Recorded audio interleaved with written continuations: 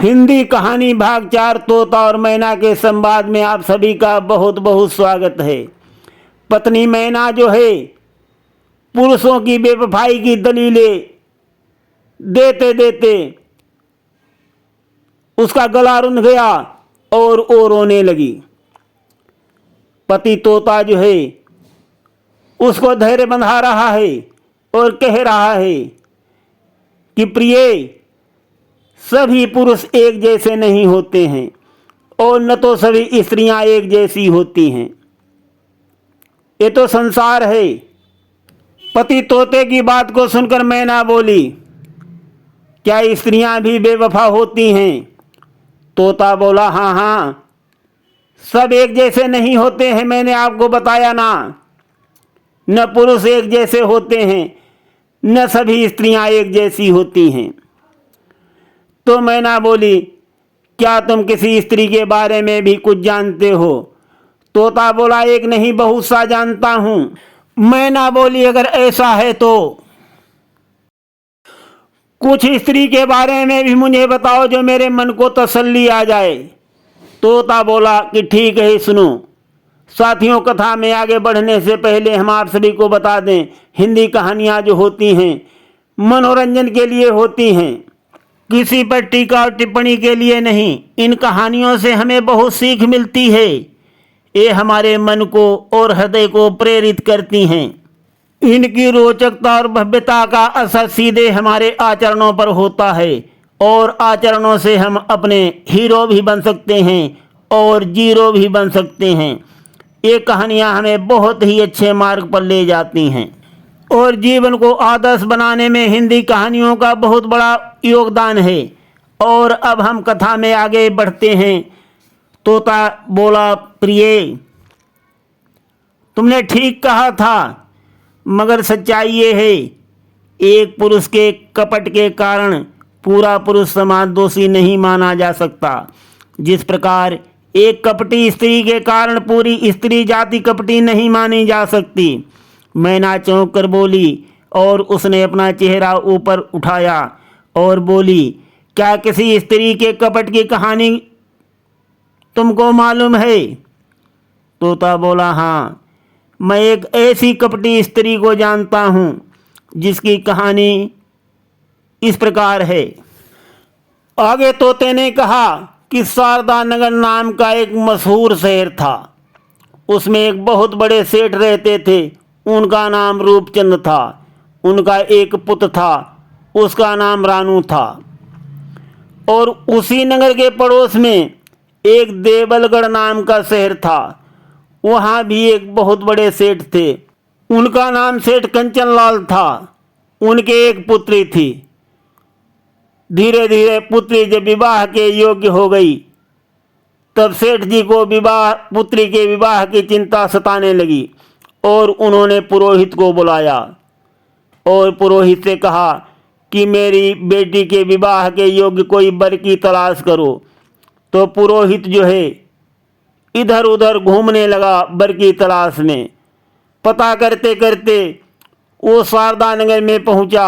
वहां उसे पता चला कि यहाँ के सबसे बड़े सेठ रूपचंद जी के एक बेटा है। तो उनके यहाँ गया, बातचीत चलाई और बात बन गई। उसके बाद दोनों का बहुत धूमधाम के साथ विवाह हो गया और दोनों बड़े सुख से रहने लगे।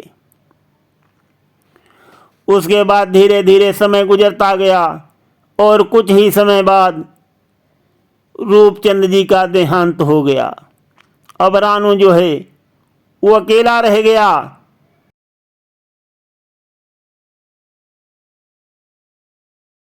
अब सेठ पुत्र सोचने लगा, क्या करूं, कहां से शुरू करूं और कहां अंत करूं। काम बहुत बड़ा था। तो उसने अपनी पत्नी से कहा कि तुम कुछ दिन के लिए मायके चली जाओ। और उसने अपनी पत्नी को उसके पिता के घर में छोड़ दिया और उसके बाद अपने पिता का छोड़ा हुआ कारोबार संभालने के उद्देश्य से माल को जहाज़ों में भरा और व्यापार करने के लिए निकल पड़ा। समुद्री व्यापार करते हुए रानू को लंबा समय व्यतीत हो गया। इधर क्या हुआ, बसंत ऋतु का आगमन हुआ। एक दिन माधवी को महसूस हुआ उसका यौवन जो है व्यर्थ जा रहा है। तो माधवी ने अपनी एक सखी को बुलाया और उसे अपने मन की पीड़ा बताई। सखी समझ गई कि इसको बसंत ऋतु सता रही है। उसने बहुत तसल्ली देते हुए कहा कि तू शादीशुदा सखी है, तेरा पति हजारों में से एक है, व्यापार के लिए परदेश गया है। पुरुष को धन कमाना ही शोभा देता है, स्त्री को घर में रहकर पति की प्रतीक्षा करना ही शोभा देता है। तू अपने मन को काबू में रख, तेरा पति व्यापार से लौटकर शीघ्र ही आता होगा। मगर सखी के कथन का माधवी पर कोई असर न हुआ और उसका सब्र जो है वो टूट रहा था। वो स्नान करके छत पर गई और अपने केस सुखा रही थी। मन में काम कीड़ा जो है उथल पुथल मचाए हुए थी। उसने छत के झरोके से झांक कर नीचे बैठे एक नौजवान को देखा और उसके मन में हिलोरें उठने लगीं। काम कीड़ा जाग गई और वो नौजवान को आंख फाड़ फाड़ कर देखने लगी और इधर नौजवान भी उसकी एक झलक पाने के लिए बेताब हो गया। उसकी ताक झांक पर माधवी को आनंद आ गया और वो मन में सोचने लगी मानो उसकी मुराद पूरी हो गई हो। नजरों से नजरें मिल गईं। माधवी ने नौजवान की आंखों में अपने लिए तड़प देखी। वो झट से छत के नीचे उतर आई और सखी को उस युवक के बारे में बताया। फिर बोली,